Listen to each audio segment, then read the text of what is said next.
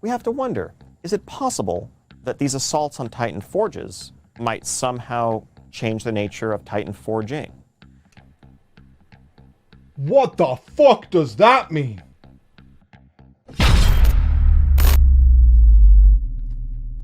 Ladies and gentlemen, we have had our 8.3 preview. Very interestingly timed, considering BlizzCon is so close, which means they're likely going to be focused on potentially the new expansion at BlizzCon itself, while having this up and playable 8.3, which is likely to be coming towards the end of BFA's life cycle, up and playable. They've mentioned the PTR several times, and I guarantee you, as soon as the PTR is available, I will be checking out these things, because I am going into this optimistically. I know that there's, I mean, believe me, there's nobody more pessimistic about most things said about BFA than I am. I am somebody who hasn't even done the latest war campaign stuff on my main character in BFA right now. I have no interest in logging into BFA at all right now. I would rather be playing Classic, but that's not the portion here, and there's several things here that do get me excited about what they're doing with BFA and what they might be looking to do certainly into the next expansion, with some hints and tips as to what they're going to be doing. Of course, my judgment here in this video is going to be entirely gameplay focused for the most part. I'm not overly interested in the lore of the place. I know some people are upset that Neolotha isn't what they hoped it would be. Kind of have a Star Wars situation here, where many people came up with ideas, certainly after The Force Awakens came out, of what was going to happen, and then when that didn't happen, they got very upset, even though that was an idea they came up with. And often, it must be said, some people do come up with much better ideas than what actually play out in the game or in a movie and things like that, so it's not something I'm particularly going to touch. I will mention, of course, Vulpera and Mechagnomes are coming as the allied race. No surprises there. I'm sure they were like, if they had any issues releasing that, as soon as people reacted to the Vulpera, I'm sure they went straight into work in preparing those things. We have a release date for Diamol. They're going to be releasing Diamol early. I bet that comes with the new water. Honestly, the biggest drawback I'm hearing from most people, including myself during Classic, is that we don't have any water or food that makes sense for level 60s, and it's actually just incredibly irritating, so that I no doubt that's why they're pushing Diamol out, as I believe that does come with the water. They're going to split that out and bring that out, although the Honor System and World Bosses will still be with Phase 2, which we don't have a date for yet. Yet Diamol will be coming in October 15th and 16th, which is great to hear.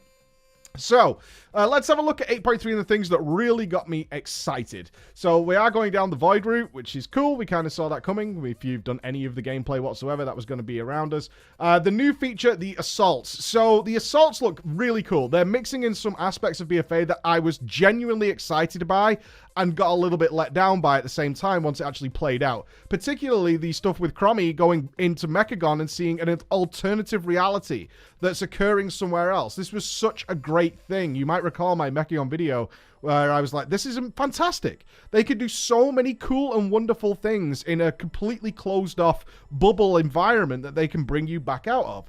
Ultimately, it just ended up with like 4 or 5 dailies max. That's all they really had for that content, but the idea was wonderful. The execution was faulty, to say the least. But this idea is much better, where they're reusing this incredibly rich world that we have with Azeroth. And it's a shame, because it is so rich, and it's so full of history, and some of those zones are magnificent. So I have no problem whatsoever with them utilizing this world where we spend...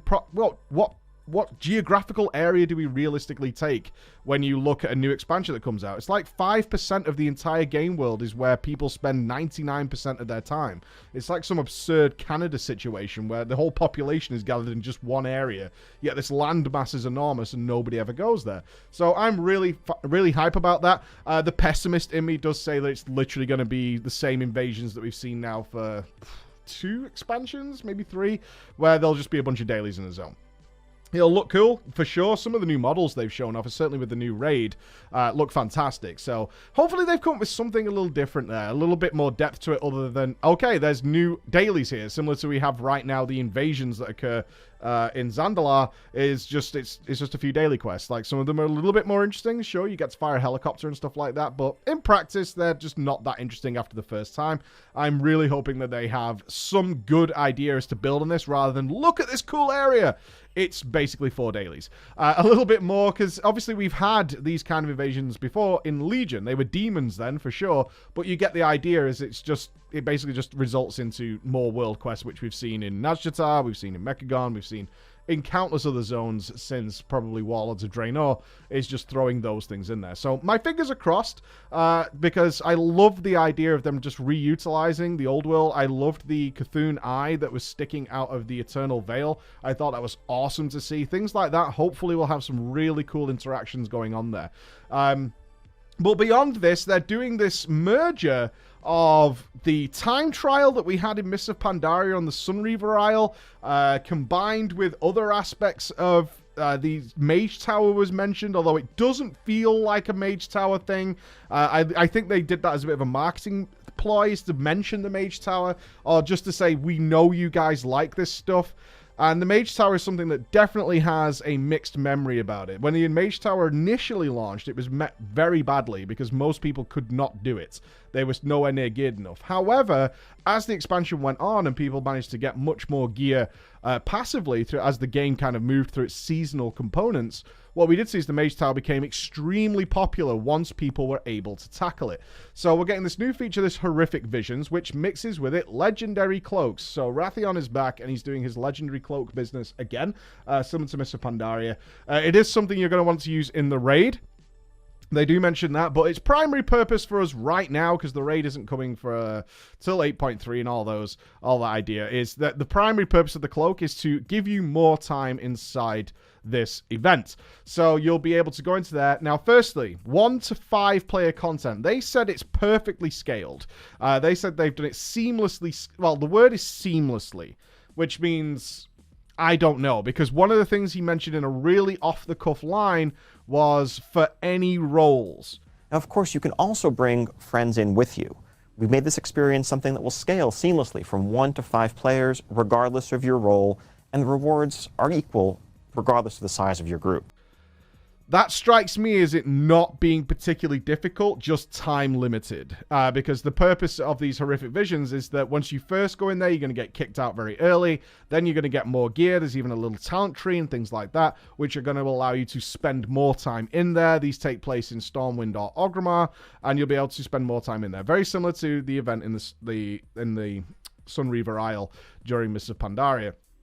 And similar to the crummy event that we had last expansion, we had it in Legion, where you have this time limit and you have to solve all the crises around different time periods at the same time. You might remember that. It was a lot of fun. It was one of the biggest features that I enjoyed about that patch. It was something I gave very great praise to. So I'm glad to see something like this back. Again, I'm pretty positive about a lot of this stuff, guys. I'm not memeing. Some of this stuff sounds like it could be really fun.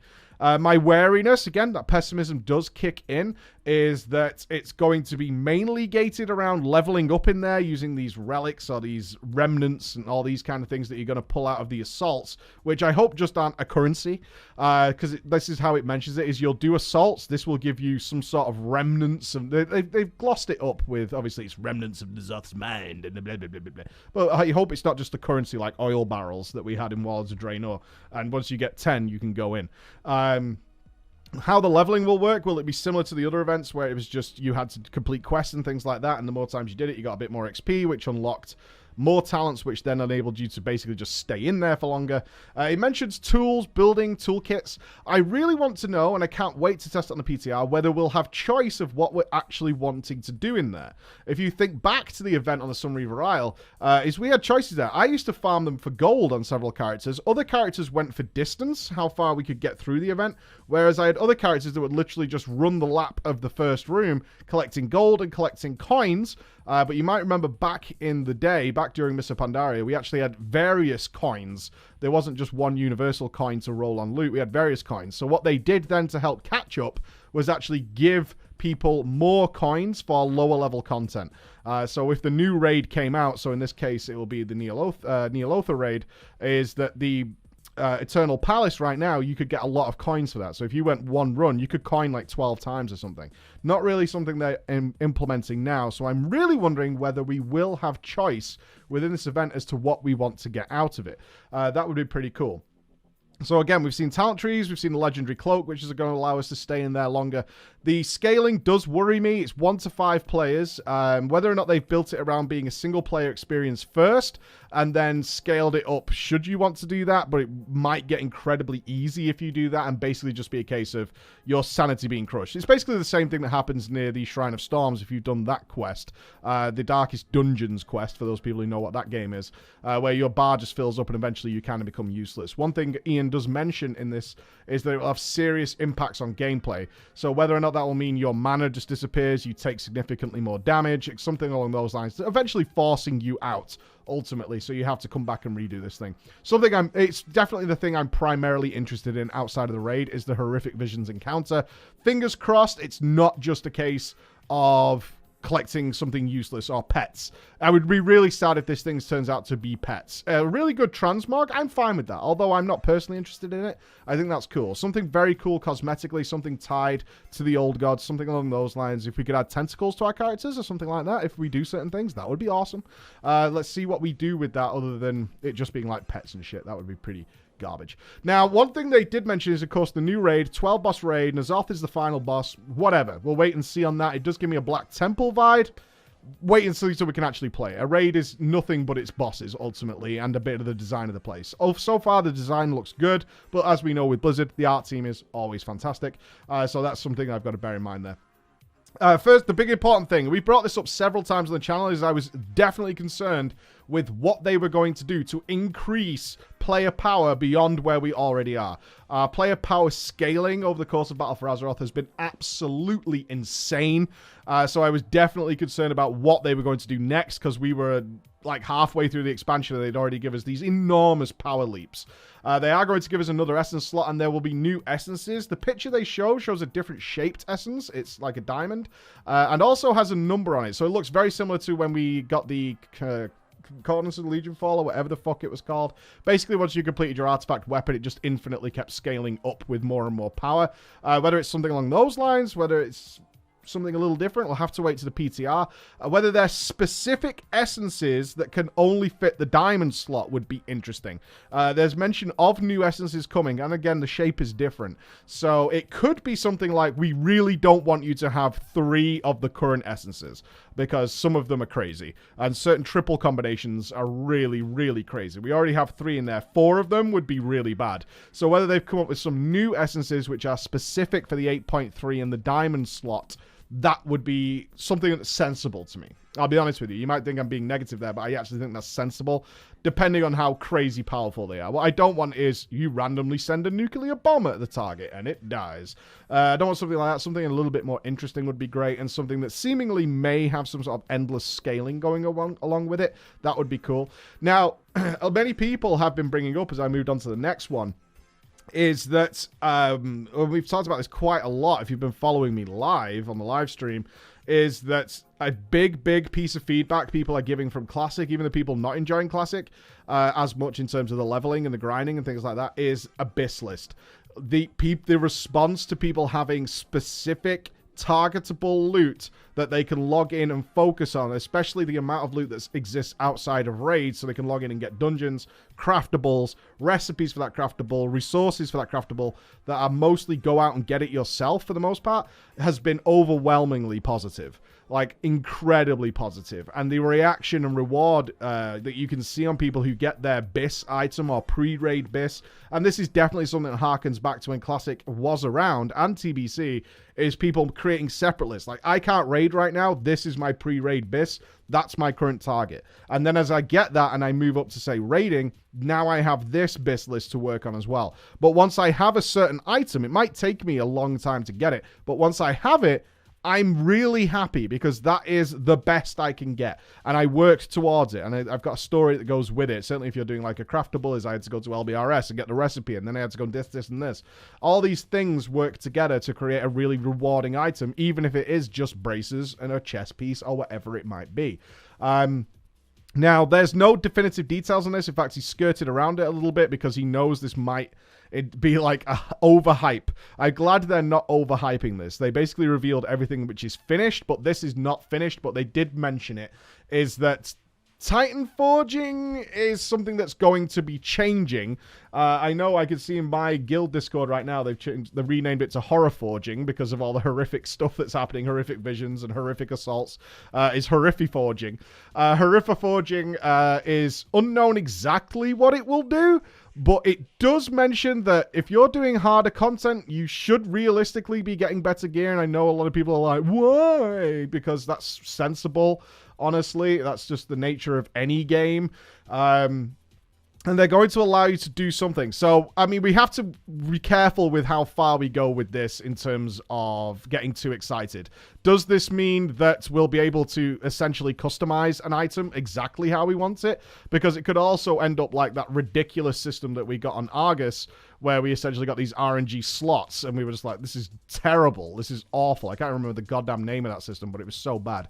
As to whether they're actually reversing course here and saying, yeah, we kind of are seeing that players do like having definitive items that they can get and being happy with the one they've got rather than playing the endless lottery. And in fact, people play a lot more because they're working towards something definitive and therefore they're happy. They're not just waiting on RNG to bless them someday. So this could be the start of that. Exactly what that system entails, not even Blizzard is prepared to tell us right now. They've got some ideas. They're discussing it. Whatever horrific forging will be remains to be seen. Yeah, it does look like they're trying to make something happen where you can be pretty sure you have the best items in your slots, which is something that I know lots and lots of players would be more than happy to see. That would be pretty cool. I do want to mention here as we close up, before I give my final thoughts, is the auction house redesign looks fantastic. It's crazy, and it's also strange how recent we've been discussing a lot of these things, is how old and outdated the auction house is, and just how crazy powerful some of the auction house add-ons have become, and how much better they are than what Blizzard has implemented. Personally, I find the base auction house practically unusable. I barely auction house anymore. I haven't played the auction house in terms of a focus of my game since probably Cataclysm. But even now, I still have something installed because the base in-game auction house is just so frustrating to use. So actively frustrating to use. It's just not, it's not something I want to do. And you look at add-ons like TSM especially, which are just absolutely powerhouses of economy tracking and all this stuff. And there are lots of players into that. And of course, Ian did refer to those players as power users while still maintaining it being useful and in all ways for a casual user such as myself. So really happy to see that. Overall, with these new features, and after watching the video, and I'm showing some screens of the video, I just want you to bear in mind that Blizzard is starting to claim some of their videos. There was used to be you could use any video Blizzard put out in any way you wanted. Yet now they are starting to claim some stuff. I'm not saying they're claiming this, but they might do. Like, this is something we know. It's basically to stop people straight re-uploading their cinematics, right? Because that's what some twats do, is they like, oh, there's a new cinematic out by Blizzard, I'm going to re-download it and then push all that traffic to my channel by just simply re-uploading theirs, with my own watermark, by the way. So I'm just being a little wary with stuff until that sort of worked itself out. But, it does. This is good stuff. There's good stuff in here. The legendary cloaks returning. Obviously everybody's supposed to get one, so it's no different probably than the Mists of Pandaria one. Yet you're likely just to get one almost immediately, like a base one, and then have to just straight upgrade it. So it is what it is. Is it exciting? Not really. It might have some cool animation with it. One thing that was cool about the Mists of Pandaria cloaks, is boring as they were, is they had some very cool animations tied to them, which I found kind of fun. I liked when Fury of Z went and whatever procced and you got that wonderful animation. So that's quite nice to see. Other than that, the actual... My only pessimism with it is, one, the horrific assaults turn out to be just some daily quests that are in Uldum, and there's now void things there. But even that, the setting might be nice enough to make them interesting. It's where, I mean, they're putting treasures and puzzles in there. Does that mean we're going to... I mean, my instinct is, oh god, not more phone game shit like we saw in Nazjatar. I know some people like them, but I personally don't want that in my World of Warcraft. I want that in my bathroom when I'm having a poo. Let's be realistic. I don't want that. I don't want that at my PC. Well, some people like those. Will it be more of that? Probably. Probably some of that, and it'll just be world quests. The horrific visions, I'm really worried that the scaling of these is destroyed by taking more than one player. And they're ultimately just a case of, yeah, you can take anything you want, because realistically the challenge comes from just leveling and not you as a player. That's my pessimism towards it. If it's a case of it's just going to kick you out regardless until you have like the legendary cloak upgraded and the talent, you can't possibly do it without doing those things. Regardless of how well you play, it's just going to kick you out. If that's the case, okay. And the new raid looks fantastic. But those are my pessimistic thoughts. On the face of it, though, I'm actually very excited about those things. I know Vulpera and Mechanomes are going to drive back so many people, all on their own. There is no doubt about that whatsoever. And they're making them exceedingly easy to get. So that's all good stuff. And everything else, I'm actually hopeful for the horrific visions. I know I just listed off my pessimistic thoughts, but I'm genuinely hopeful for these things. They look kind of fun. The assaults will be what they are, but everything else looks cool. And it's certainly, I mean, how can you not be somewhat inspired about them saying, look, we're probably going to do something with Titan Forging. It's probably got to go. So we'll see on that one. As soon as the PTR is available for this stuff, I will be all over it, guys. I'll be checking it out and seeing what's going on, because maybe, finally, I have some hype towards retail. Thank you so much for listening, and I'll see you again. Bye-bye.